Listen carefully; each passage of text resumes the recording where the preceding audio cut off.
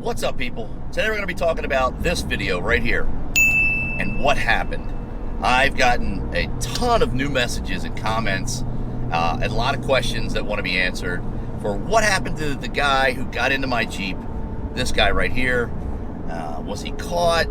Is it fake? Why did it take you so long? I have a ton of repeat questions or comments that came up, and I tried to make a list so I can go through this for you. I wanted to make it easier than responding to each and every single individual comment. It was becoming really tiresome, so I figured let's just do a video that covers most of them. So I wrote down a bunch. Let's start at the beginning. The video you saw happened about 5 years ago. I might be off, 4 or 5 years ago. We decided to re-upload it for Throwback Thursday.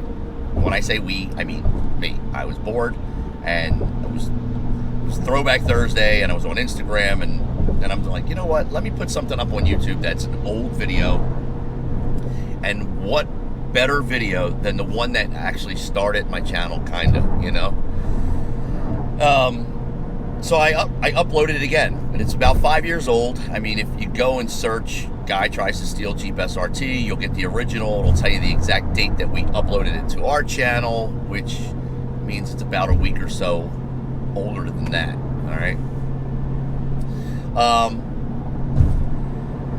A couple of things right off the bat. You know, people have asked, well, what kind of security camera was that? What are you using for your home security? It's a Nest cam. All right, and that'll come into, and I'll explain about Nest in a little bit and why I love their cameras. And it also ties into why it took me so long to get outside, even though it was like less than I think like 75, 80 seconds or something like that we counted from the time I actually recognized that there was somebody in there and got a notice. It was less than a minute by the time we actually got up and out. All right, so it was an older video, number one.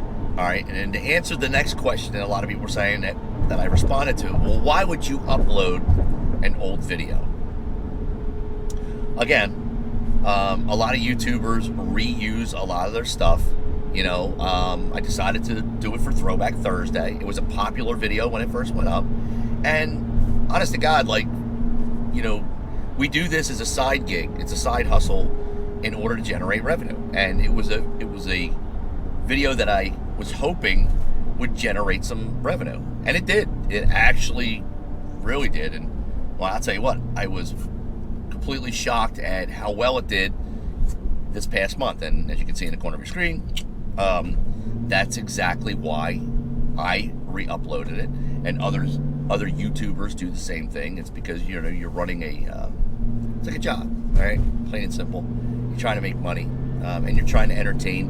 And there was a new audience. I knew 5 years ago the people that saw it weren't going to come back, but some did. But you're trying to show a newer audience other things that had happened that maybe they missed. Okay, so that covers the why, I hope. The next number one big comment that I got about this was, is this fake? It's fake. Not everything on the internet's fake.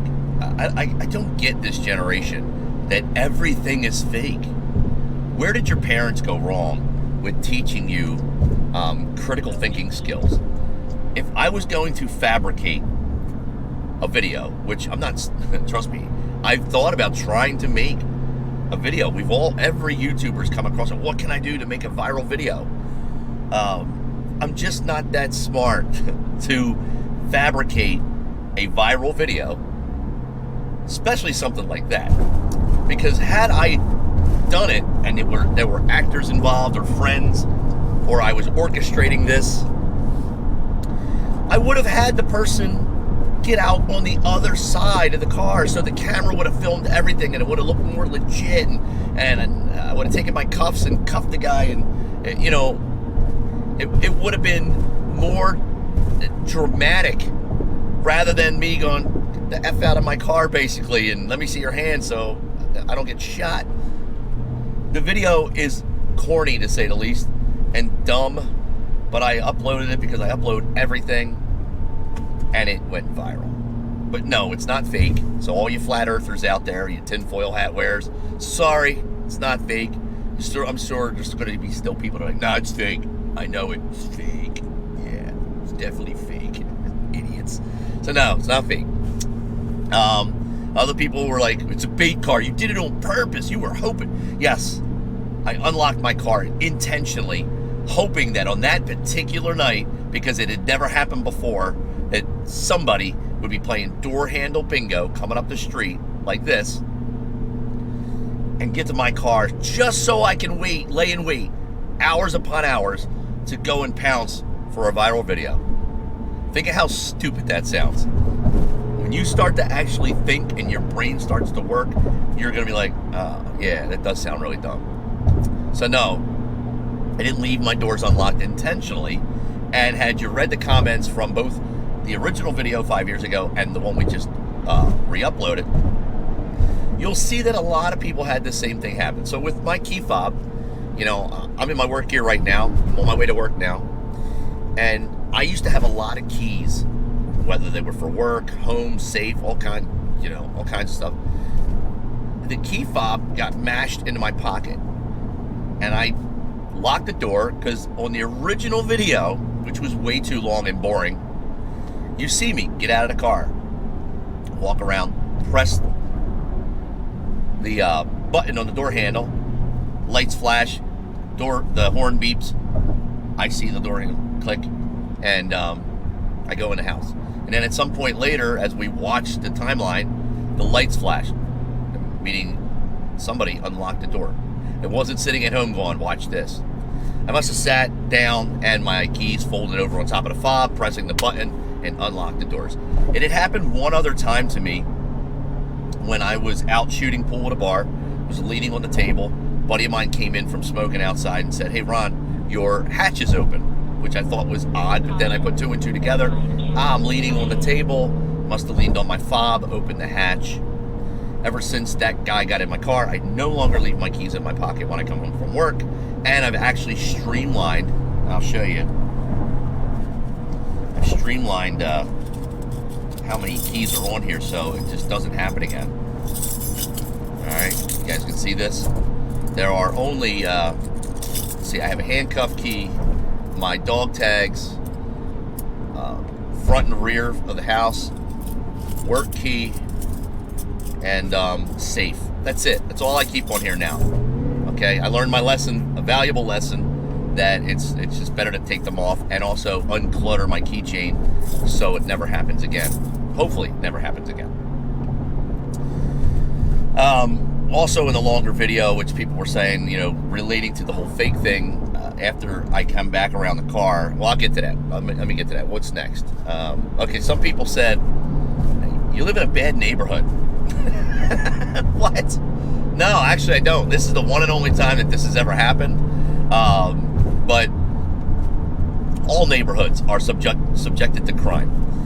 Criminals don't sit there walking down the street thinking about burglarizing something, cross over into a new neighborhood and go, whoa, this is a good neighborhood. I think I better step back and go this way. No, they don't do that. They go, oh, nicer toys, nicer homes. This is where I want to be. So crime happens everywhere. If you're under this delusional idea that I live in a great neighborhood, it's never going to happen here. It's never happened here. That's like somebody who spins the chamber playing Russian roulette and goes, I've never killed myself. I don't know what you're talking about. See? Eventually, we're going to see.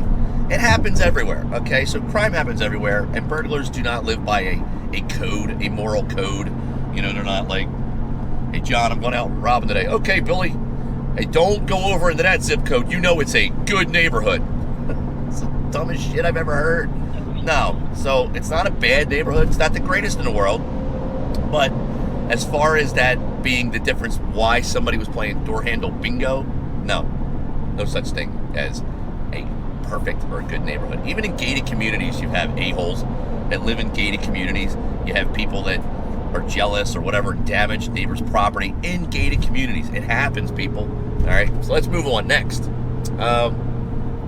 It took you way too long to get to the car, which ties back into it's fake. You were just waiting. You wanted more views. No, so I go inside the house, I get my shower, I'm in a t-shirt and boxers. I'm chilling. I'm watching TV downstairs. All right. Nest cameras, and I want you to look this up. It's not an advertisement for them. They're not a sponsor of mine. I'd love for them to be a sponsor of mine, but Nest cameras have the difference, be able to tell between normal movement and if a person walks by. Their cameras can recognize people. You'll get a push notification on your phone that says person walking past, you know, camera A or camera B, whatever you want to name them. I think I got a left front window, right front window, etc. And I got a notification on the phone. I was sitting, like I said, I was sitting in my boxers, and my laptop was open. I thought, why would there somebody be walking past at this hour? It was late. Well, let me check the Nest Cam. Open up the laptop, clicked on my account, and now I'm looking at the camera and I'm seeing this guy right here in my vehicle. Okay, now look closely, and this is what went through my mind. I'm like, is that me from earlier? I have a gray hoodie. So I'm looking at the guy in the video, and I'm looking at the camera for a second, and I'm thinking, is the timeline, because one of the cool things about this security camera is if you drag the timeline back, right, wherever point you drag it back to, it'll catch up from there. And for a couple seconds, I was actually thinking it was me coming home from work, honestly, because I was shocked. You go into a little bit of shock, thinking that somebody's in my car, someone's trying to steal your car. You kind of go like into this like shock mode. But he had the hoodie up, and I don't wear hoodies up. I'm sorry, I just don't. I never wear my hoodie up or any of my hoodies up, like ever. And that's when I realized, especially when he brings my work bag around to the front, when he brings it around from the back and plops it on his lap, that's when I'm like, oh my God, there's somebody in my car trying to steal it. That also ties in with the title. It's not clickbait, 100% clickbait, but it's how I felt at the time. And put yourself in my shoes. If you ever see somebody or catch somebody in your vehicle, what's the first thing that pops into your head? In hindsight, we all can look back and go, he was just rummaging through there. He was just rooting around, snooping. But when you first see this happen, the first thing that pops into your head is what? Trying to steal it. It's just a normal reaction. You see somebody that's in your vehicle or in your home or wherever, you know, first thing you think of is they're trying to take it. So that's why I put the title on. That's how I felt.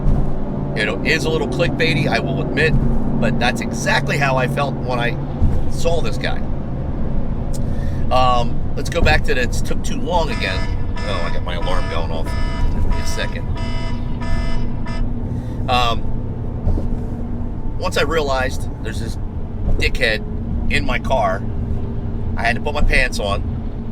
I had to grab my weapon because I am not going out to confront somebody that is stealing from me unarmed. That is the dumbest. Some of those comments about you can't take a gun out there. Yes, I can. I didn't shoot anybody. I wouldn't shoot an unarmed person. That's some of the comments about you should have shot him. No, he's unarmed.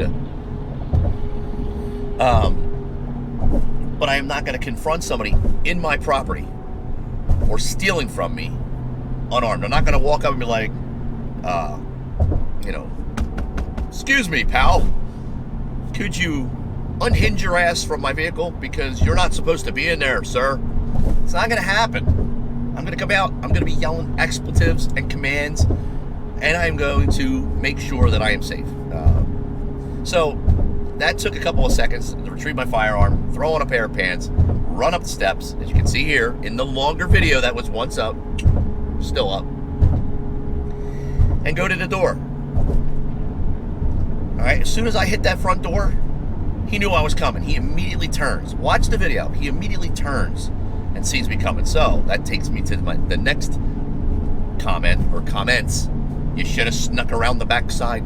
Well, there was no sneaking. The second I hit the door, he was already looking at me. When I came out and I saw him, he's looking at me.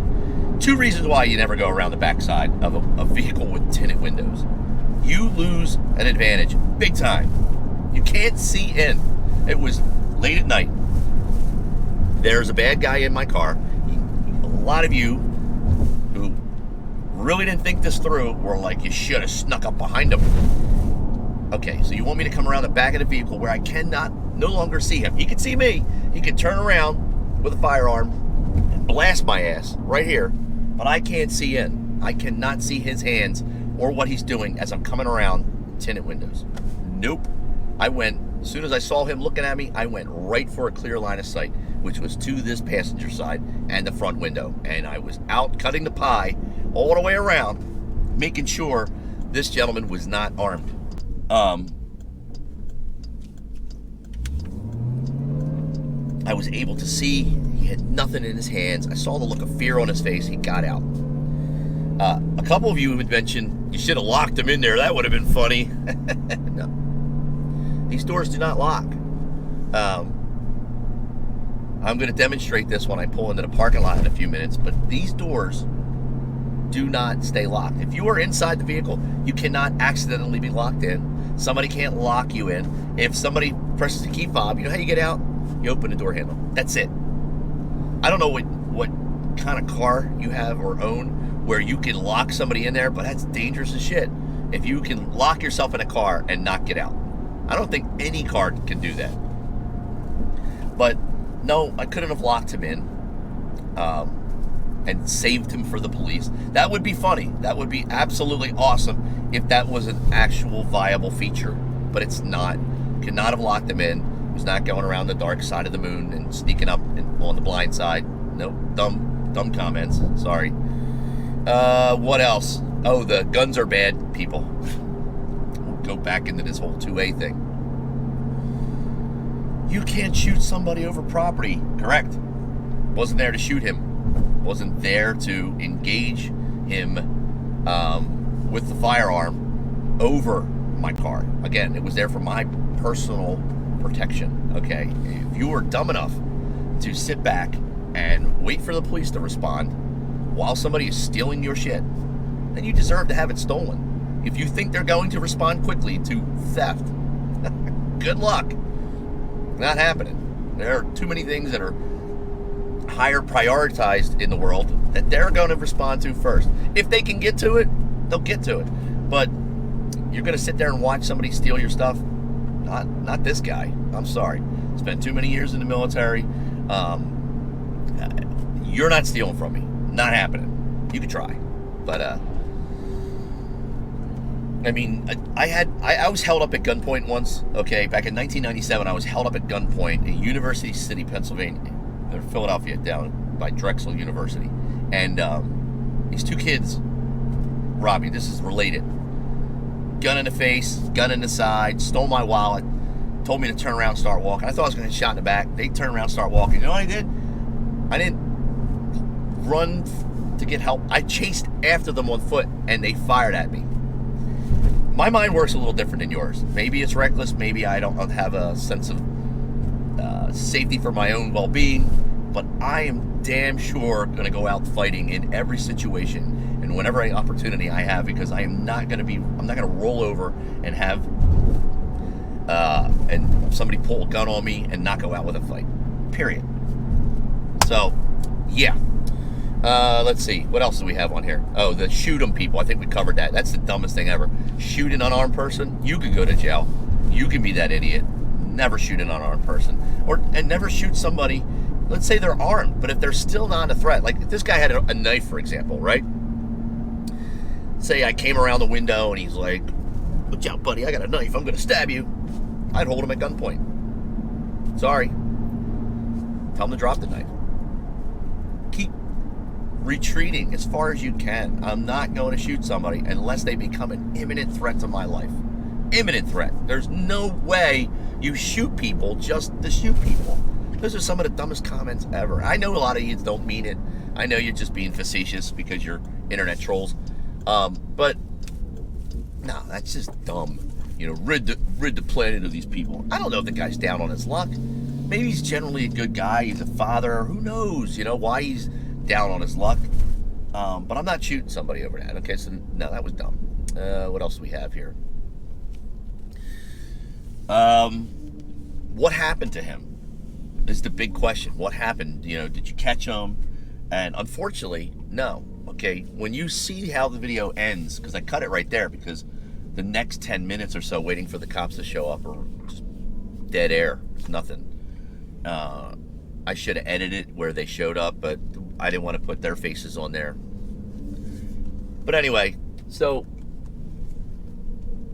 when he gets out of the car and he starts running, and you see me go and disappear out of sight, that's it. He heads up to the street corner, makes a right, and disappears.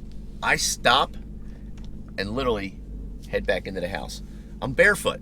I had pants on. I wasn't dressed. And I'm not pursuing anybody, whether it's barefoot.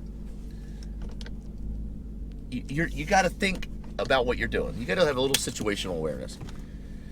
I am not running after somebody who could have been still potentially armed, and put myself into that aggressor, actor. I'm not going to be the aggressor in that scene. It's not going to happen. So no, unfortunately, he did not get caught. When the police did show up, it was a black Ford unmarked car. They were plainclothes police officers. They came up. We showed them the video. They laughed their ass off. They thought it was the funniest thing ever. The one officer made a comment. The Leo said something like, oh, this guy probably defecated himself all the way home. We'll probably be able to find him.